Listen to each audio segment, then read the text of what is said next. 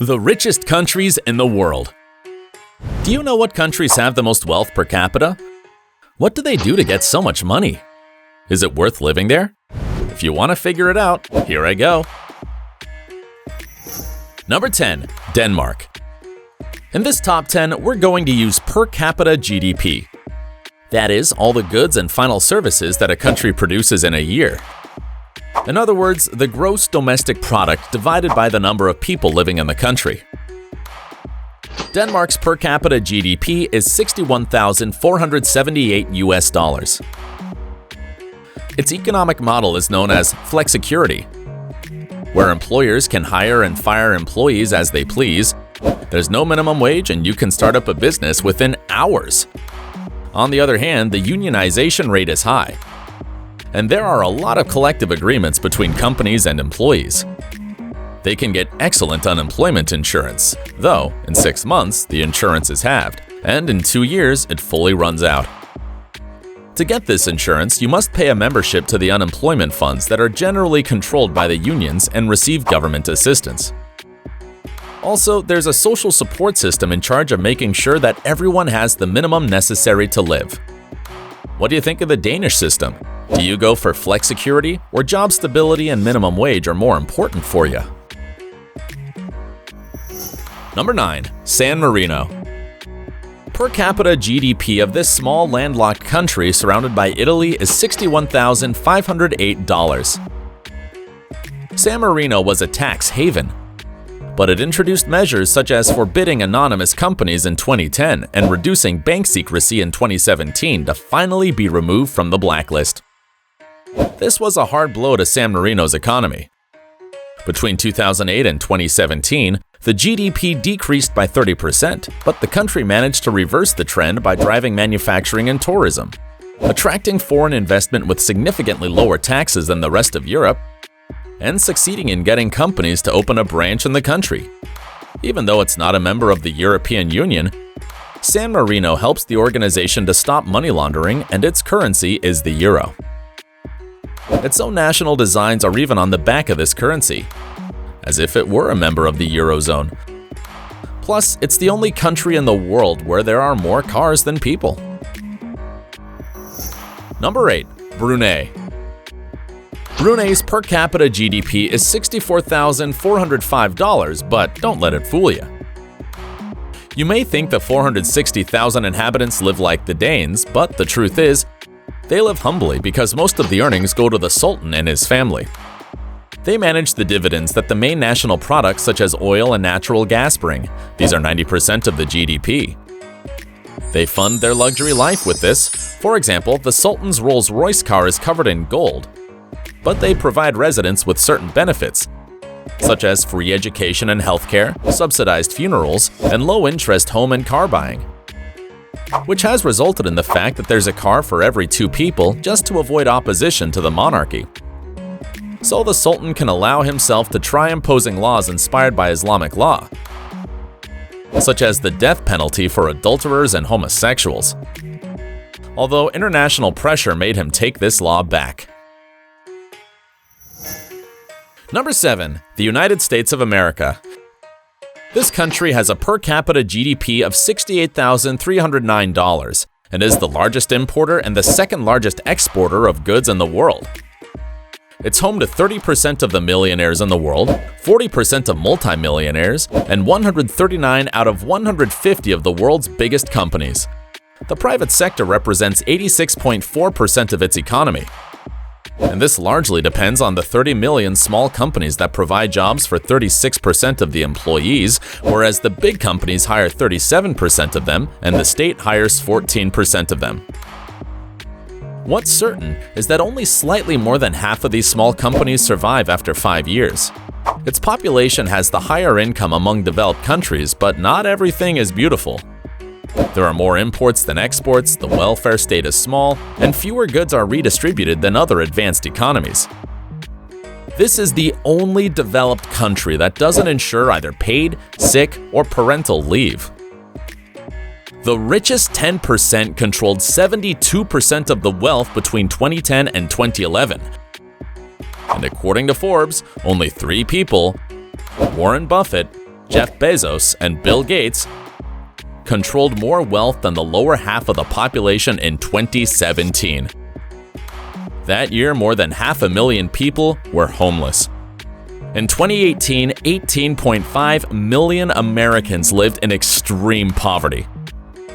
Middle-class income stalled between 1998 and 2016, and 15% of the population doesn't have health insurance. Number 6. Norway. Norway's per capita GDP is $69,171. The state controls strategic sectors, such as the North Sea oil that made them rich in the 70s. The government employs 30% of the economically active population, and health care is almost free because it charges the members around $225 a year. Oil assets are invested in a sovereign wealth fund, and the state can't freely draw on it, although it can use the earnings. This is the largest sovereign wealth fund of all, with $1.3 trillion invested in assets, and it controls 1% of all the shares in the world, giving great power to the company's boards of directors.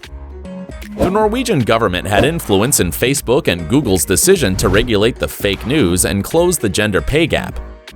Despite its oil, Norway boosts the purchase of electric cars in its territory by cutting taxes. The country hopes it won't depend on fuel by 2025.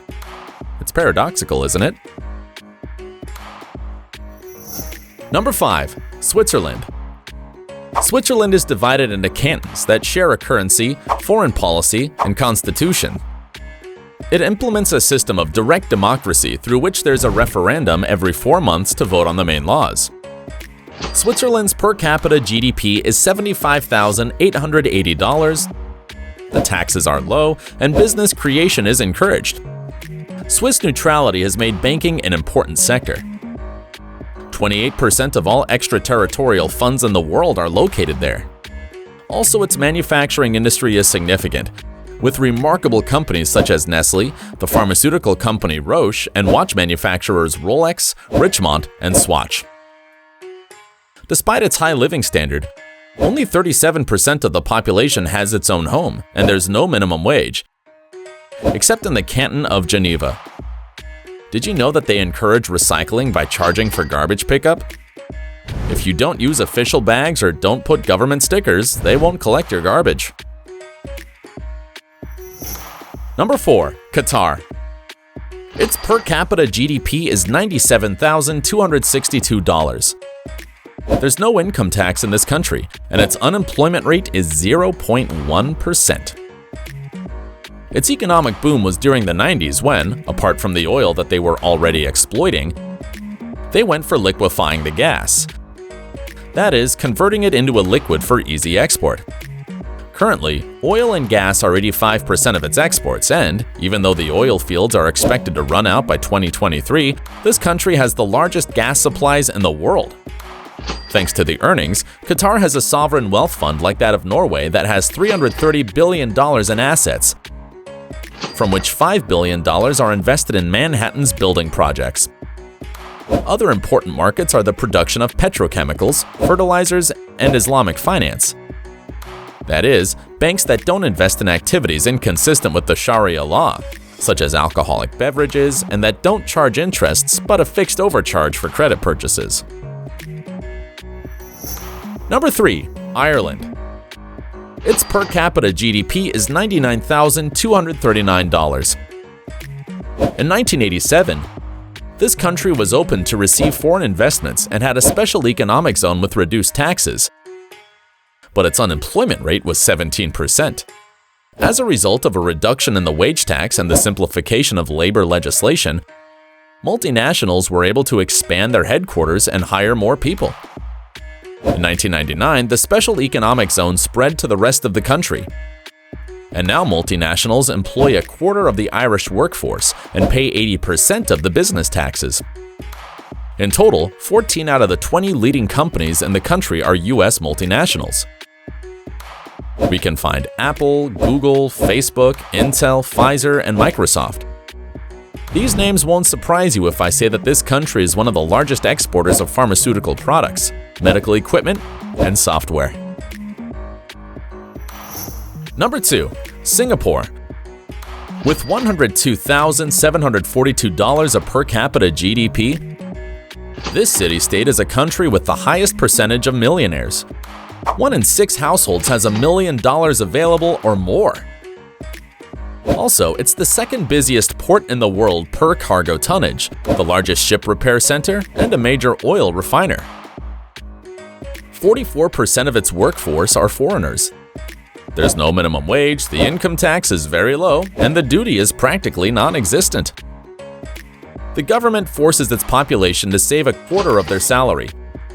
They'll use this money for medical emergencies, education, or pensions. To reduce poverty, the state gives the equivalent of about $295 or $740 to the neediest households, covering health and education. Plus, it gives a voucher worth the equivalent of $122,500 to each citizen who has children, provides poor students with low-cost laptops and refunds for public transport. However, there's no freedom of expression, and there are some strict rules such as forbidding to chew gum, and people can be punished with up to 2 years in prison. Number 1. Luxembourg. The largest per capita GDP in the world is none other than $122,740. The major economic activities are banking and industry, especially steelmaking. This country is the third most competitive financial center in Europe after London and Zurich, and the most important banking center in the Eurozone. It benefits from its political stability, good connections with the rest of Europe, and traditional bank secrecy.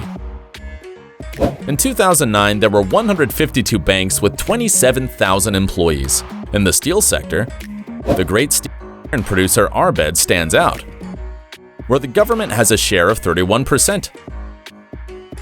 The minimum wage is about $2,600 a month, and since 2020, the public transport is free. Have you decided which country to move to yet? Don't forget to subscribe to the channel and hit the bell icon to watch my videos on the plane. I'll meet you in the next video.